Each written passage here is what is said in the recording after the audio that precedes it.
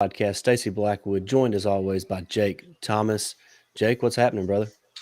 Man, just trying to stay warm and dry. It's a little rainy here, and in our part of Alabama. I don't know where everybody else is at. I know some places getting a bunch of snow right now. So crazy weather right now, but it is January here.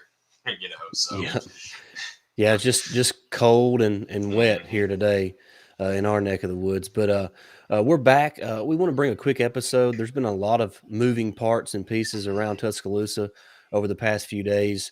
Of course, players are announcing whether they're going to transfer, whether they're going to enter the NFL draft, or whether or not they're going to return to school or not. So there's been a lot of moving parts and pieces, and we're going to be here today to talk a little bit about some of those guys that have decided to come back to Alabama, maybe some of those that surprised us, and who we think could kind of have the biggest impact for the Tide this season. But real quick, make sure you hit that subscribe button, hit that notification bell, and jump in the comment section and answer today's questions. Out of the returning players that have announced they're coming back for a final season in Tuscaloosa, who do you think has the biggest impact for this team in 2022? And also, which player surprised you the most that they decided to come back for one more season?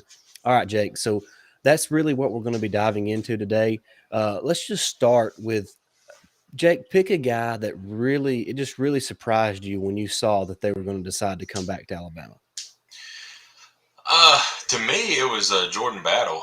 I mean, what we talked all year, he was pretty much one of the most consistent guys we had on the defense, and he just continued getting better, especially the last 6, 7 games of the season. And I mean, he probably worked his way up to at least a second round grade. So I thought he may go, but man, I'm glad to have him back though, because I mean, we talked before we got on here how his impact next year. He could be a mid round, first round guy. So you know, in hindsight, it's probably best for him to come back because if he has a great year next year, he's going to be a first rounder. Yeah, I think so too. We talked pre-recording that if he works himself up into the mid first round, he's made himself another $5 to $10 million Mhm. probably in bonus money and stuff like that if by coming back for another season, which I'm expecting Battle to have a big senior season.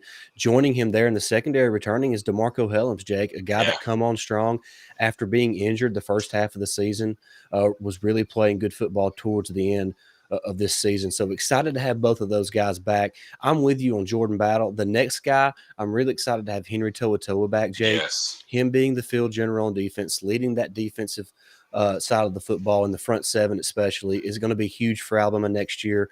There's still a lot of uncertainty about Christian Harris, but it looks like he's probably going to turn pro Hmm. with a late first round, early second round, uh, you know, stock right now in the NFL draft. So, but having Henry To'oTo'o back is going to be huge for this Alabama defense. And another guy on defense that's really big, DJ Dale, a guy who's a run stuffing interior defensive lineman with a lot of experience and just a really good football player. So there's a lot of guys coming back that uh, it's just really huge for Alabama moving forward in that defense. And if you think about, all those guys coming back, DeMarco Hellams, Jordan Battle, Henry To'oTo'o, DJ Dale, Byron Young announced he's coming back. Yeah.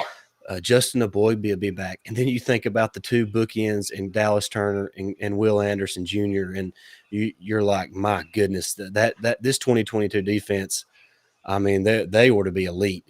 They're going to be a lot of fun to watch. Absolutely.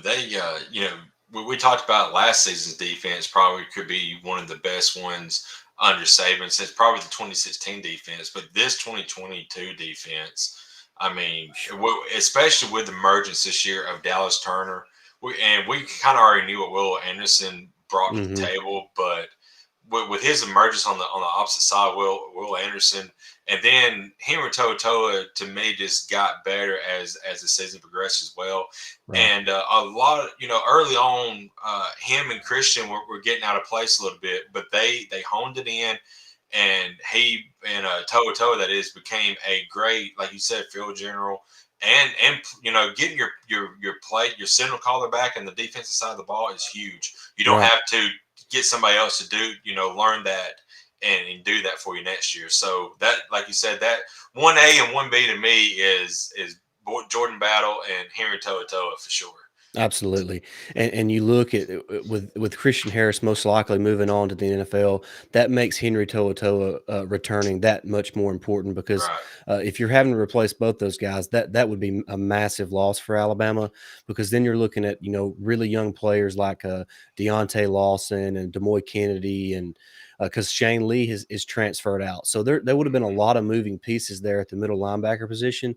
So with Henry To'oTo'o coming back that's just going to be big for this Alabama defense. So really excited about all those players that are coming back on the defensive side of the ball. Let's move to the offensive side just for a couple minutes. Like I mentioned, this is just going to be a quick little episode to talk about some of these guys that are staying and some that are moving on the offensive side of the ball, Jake, Slade Bolden decides to enter the NFL draft.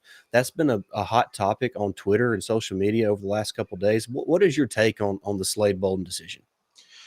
If he's got some maybe scouts or his, an agent telling him that maybe his potential is he's already maxed out his potential and where he's at now is where he gets drafted at and where he, is where he's going to be in his career. Fourth, fifth round, maybe. Right. That why do you stay another year if you've already maxed out your potential and don't have a chance to move up? And then looking at that wide receiver room that Alabama brings back, who knows if he's going to be on the field next year?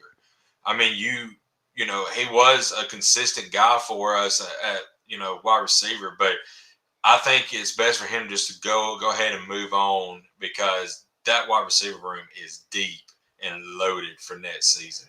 Right, that's kind of how I look at it. I believe that Slade is who he is. I Hmm. mean, he's a round 3 to round 5 top player, Yeah, whether he come back to Alabama or not. So he's really maxed out his potential, like you said, and I'm willing to bet that scouts have told him that the coaching staff has told him that he is who he is, hmm, and so it's really not worth the risk of coming back and possibly losing some snaps because of younger, more talented players, or taking the chance of being injured there at Alabama. So I'm with you yep, there. I think Slade probably made the best decision because he really is who he is at this point in time.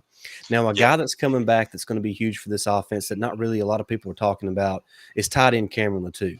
Of yeah, course, Jaleel Billingsley has moved on. He entered the transfer portal. It seemed like as soon as the final whistle blew in the national championship game, he was in the portal. But yep, Cameron Latou has announced he's coming back. He was the most consistent out of the two players, so it's great to have him back, and it's a chance for him and Bryce Young to work together for another offseason and to get better.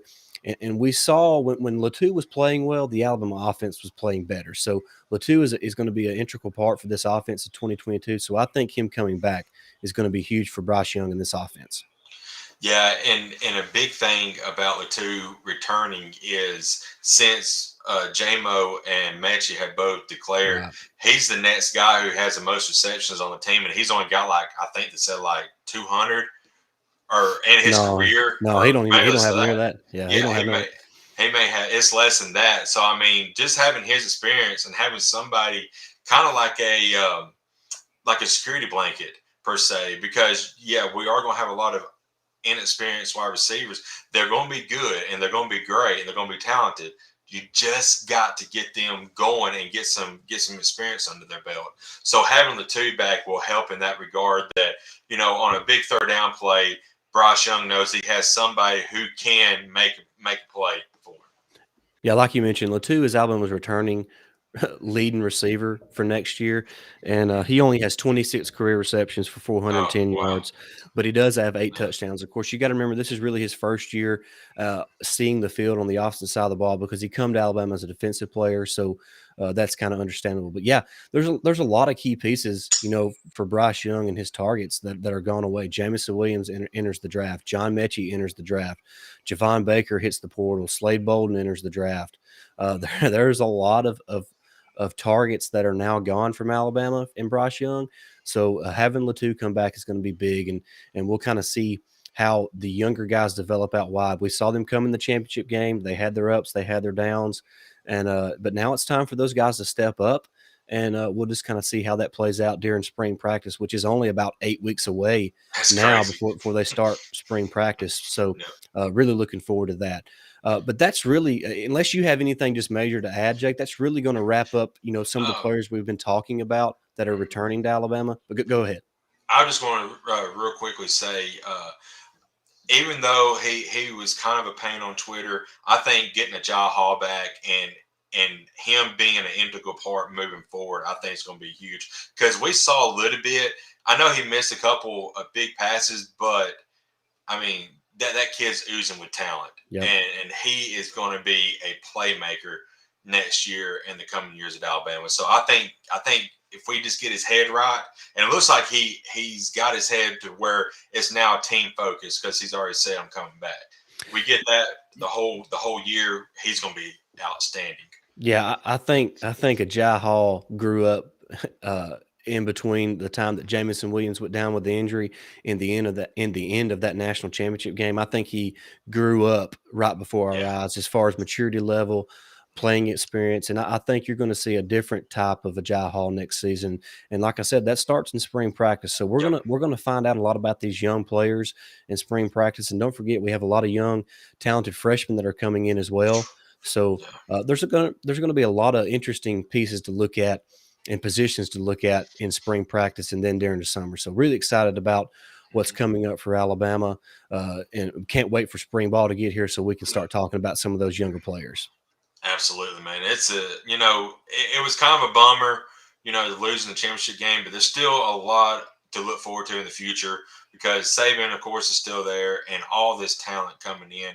We're gonna be fine, and the sky's not falling, so we're That's we're right. we're fine. We're good. That's right.